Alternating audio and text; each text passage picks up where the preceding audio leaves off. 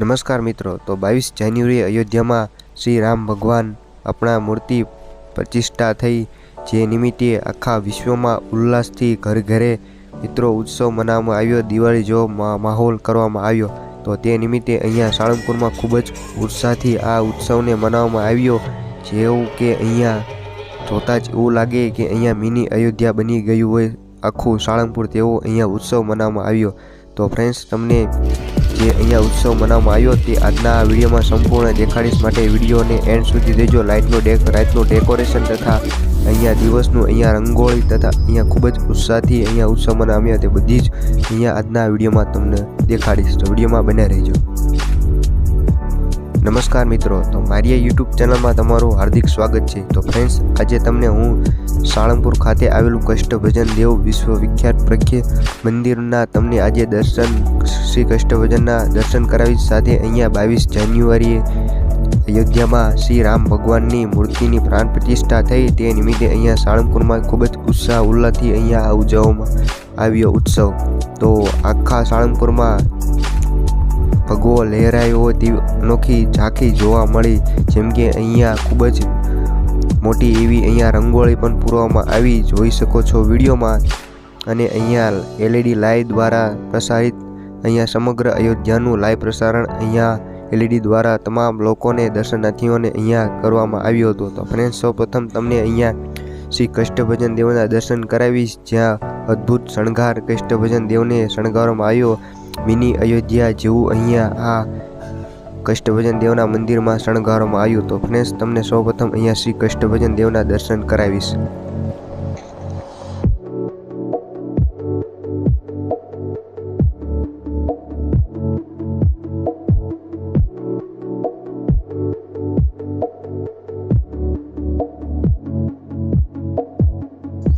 તો મિત્રો, અહીંયા અયોધ્યામાં શ્રી રામ ભગવાનનું મંદિર જે બનાવવામાં આવ્યું હતું તેની ઝાંખી અહીંયા સાળંગપુરનું શ્રી કષ્ટભજન દેવનું મંદિર છે તેની સામે જ અહીંયા તેવી ઝાંખી અહીંયા એક કૃતિ દ્વારા અહીંયા ખૂબ જ સરસ મજાનું અહીંયા બનાવવામાં આવ્યું છે અયોધ્યા શ્રી રામ મંદિર, જોઈ શકો છો વિડીયોમાં.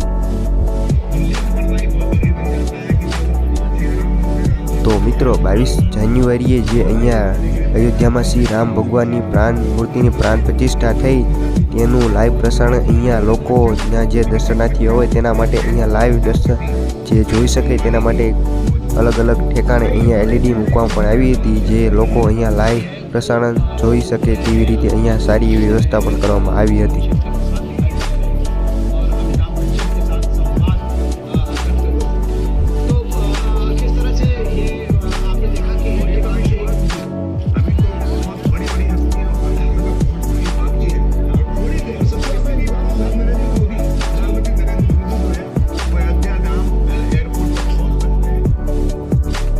ફ્રેન્ડ્સ, અહીંયા લોકોના મનોરંજન માટે ખૂબ જ સારી એવી અહીંયા ઉત્સાહ ઉલ્લાસથી અહીંયા ઉત્સવ મનાવીએ કે તેવી વ્યવસ્થા અહીંયા સાળંગપુર ટ્રસ્ટ અહીંયા સંચાલિત દ્વારા કરવામાં આવી હતી, જોઈ શકો છો તમે વિડીયોમાં. ખૂબ જ લોકો ઉત્સાહ ભેરે અહીંયા આ આખા દિવસને ઉજવ્યો હતો. તો ફ્રેન્ડ્સ, અહીંયા કિંગ ઓફ સાળંગપુરની ભવ્ય 54 ફૂટની પ્રતિમા આવી છે, તેની નીચે ખૂબ જ સરસ મજાની વિશાળ મોટી એક રંગોળી પણ બનાવવામાં આવી હતી, તે પણ તમને આગળના આ વિડીયોમાં તમને દેખાડું છું, માટે વિડીયોમાં ઠેઠ સુધી બન્યા રહેજો.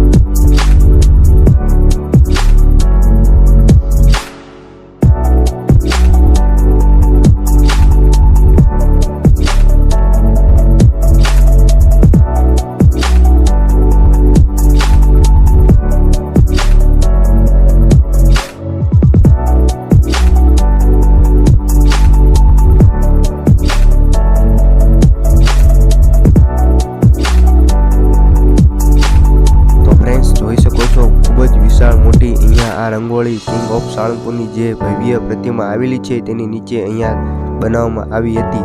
તો વિડીયોમાં જોઈ શકો છો. અને કરેલો છે કિંગ ઓફ સાળંગપુર હનુમાનજી જે ભવ્ય પ્રતિમા આવેલી છે તેના દર્શન.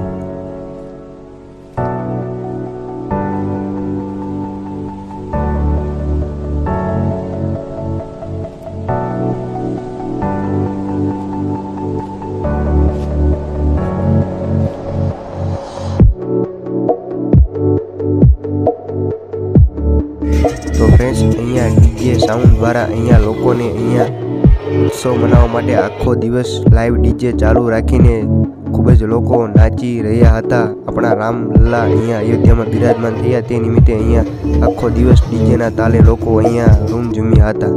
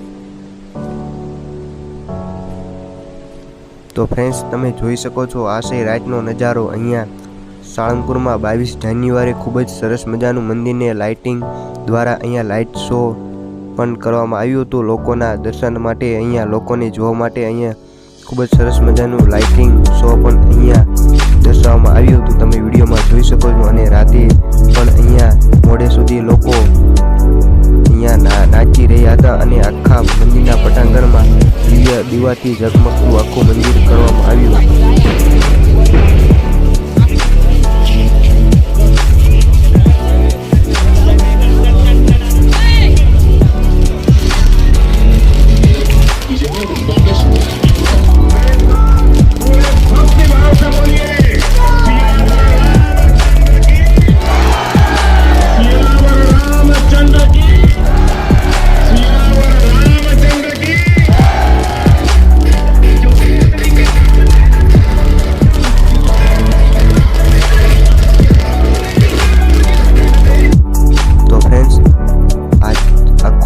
લોકો નાચી રહ્યા અને ખૂબ જ સરસ રીતે અહીંયા આ ઉત્સવને મનાવ્યો. તો વિડીયો પસંદ આવ્યો હોય તો વિડીયોને લાઇક, શેર તથા આપણી ચેનલ જયદીપ ભંગોડિયાને જરૂર સબસ્ક્રાઈબ કરી નાખજો, જેથી તમને આવા ધાર્મિક સ્થળોના ઇતિહાસ સાથે દર્શન અને અલૌકિક તમને જોવા મળશે. તો ફ્રેન્ડ્સ, મળીશું એક નવા વિડીયો સાથે. ત્યાં સુધી જય શ્રી રામ.